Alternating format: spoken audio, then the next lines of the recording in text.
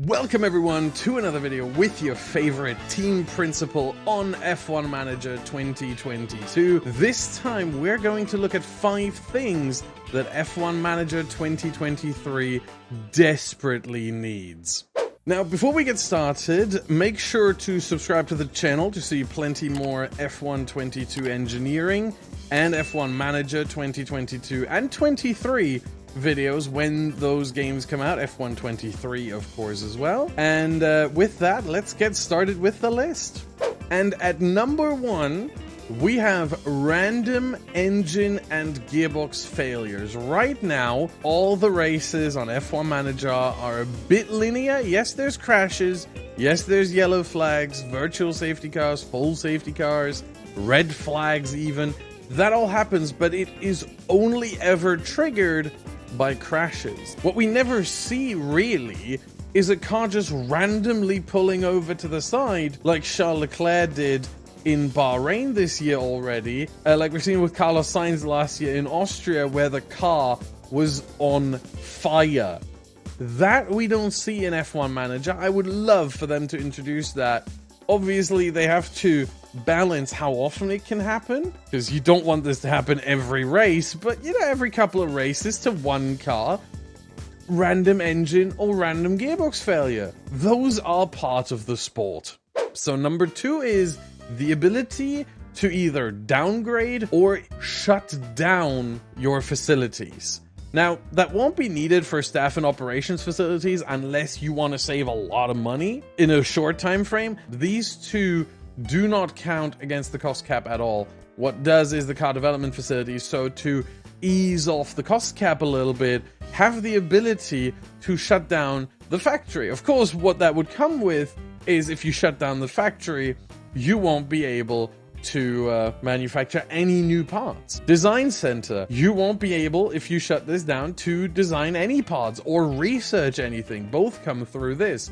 Wind tunnel CFD simulator, you won't be able to use any hours, or if you do, they wouldn't have any effect. Suspension simulator car part test center, I think you would just lose these bonuses. But give us the ability to ease off on the cost cap just a little bit by being able to shut down or maybe just downgrade a facility. Point number 3 brings us to this lot. All 3 of these drivers are regens. And what I would like to see is F1 Manager 23 to have the driver development be sorted out. Because right now, regens have no way of getting a top 20 seat in Formula 1. I'm in the year 2029, and I can tell you right now, of all the drivers that I have that are in Formula 1, there is one regen that I didn't bring onto the grid, and it's Benoit dos Santos. I don't know where he's from, but he's the Mercedes reserve driver. One. In the year 2029, there need to be a bit more than just one. Out of 27 possible spots, 18 main grid spots and 9 reserve spots, there's one who is a regen. Regens need to be able to get to the top of the sport. Point number 4 deals with sponsorships. It's a nice start, you know, to have at the start of every race the ability to choose your sponsors and look at, or not choose your sponsors, choose what obligations you want to fulfill to your sponsor. But it's just one sponsor and it doesn't have a name and it doesn't really exist. It's just kind of there, and then you just choose what you want to do with them. Why not give us, and let them be fictional, that's fine. F1 has done that.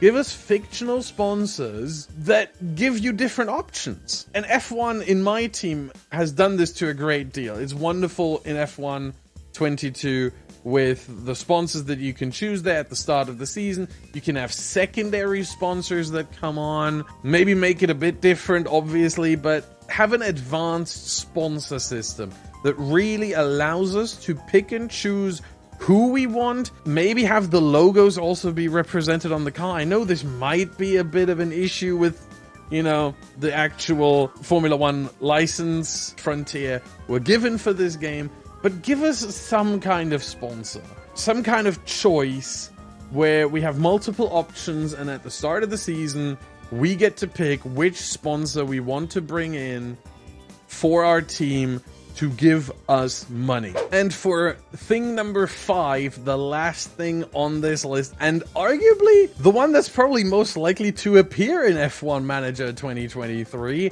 give us driver rivalries and driver traits. Make the drivers feel a bit more special than they currently are. Right now, all we get is 9 stats, a growth potential, which really just describes how much the driver can change, how much they can improve, and the aggression stat that just cannot change, that's hard fixed, not necessarily hard coded, that's the wrong word for that, but hard fixed for every single driver. Once a regen has been generated, they have an aggression, and that can never go up and it can never go down. It's always that. It's always low, medium, or high, and obviously there is an underlying value behind that. I think it's between 15 and 85. But why do I say that I think this is the most likely to come? Well, I found something in the databases of the save files. If we look here, there is a table called Staff Driver Rivalries Constants. And obviously this doesn't play into the current game. This is not being used because there's also a driver rivalry event logs, and that is not a thing. This is empty because this should be a log that logs all the events that happen between two drivers that maybe further that rivalry, but there's nothing here, and I'm in 2029. This is not currently being used, but it's in the game, and what you see here is things like weekly decrease by 1 point. So if just nothing happens, just over time, any rivalry dissipates, right?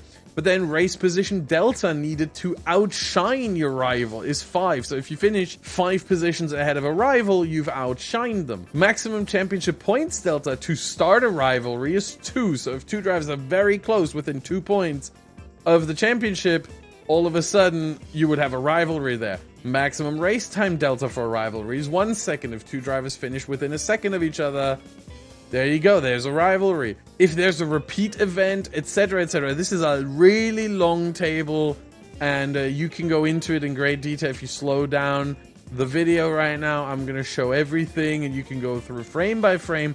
If you want to navigate frames, you can use the comma and the full stop on your keyboard to go individual frames. But that's the thing. And driver traits, they are also in the game, kind of. Trait causes, new week, new day, trait conditions, teammate as a rival, start a race, middle race, end a race, overtaken often, at track with name, trait targets, and here staff traits, there they are, but there are no traits. Again, the table's empty. Were Frontier working on a driver rivalry and a driver trait system for F1 Manager 22 and it just didn't get done in time? I really hope, because this looks incredibly, I don't know the word. Because this looks incredibly elaborate. This looks like an absolute in-depth system for driver rivalries, for drivers to develop traits, you know, that they become angry if they get overtaken, that they become maybe faster if they get overtaken, or quite the opposite can happen. You know, they get overtaken, they go, oh, dang it, I got overtaken, oh well, you know, life goes on, unfortunate. And they just, you know, they let themselves hang down a bit. It would be really interesting to see like what driver traits look like, what staff traits look like. Maybe there's a whole host of things that could happen with this trait system, and more so even with the rivalry system, which I'm really looking forward to. If that comes in F1 Manager 23, that already will and should be a headline feature. But let me know in the comments what you think Frontier Development should add to F1 Manager 2023. Have I missed something? Let me know down below. Make sure to leave a like on this video, and once again, subscribe to the channel if you haven't already. Really helps me out a lot and keeps you updated on more F1 Manager 2022, as well as F1 22 and 23 engineering videos. Thank you very much for watching, and until next time, peace.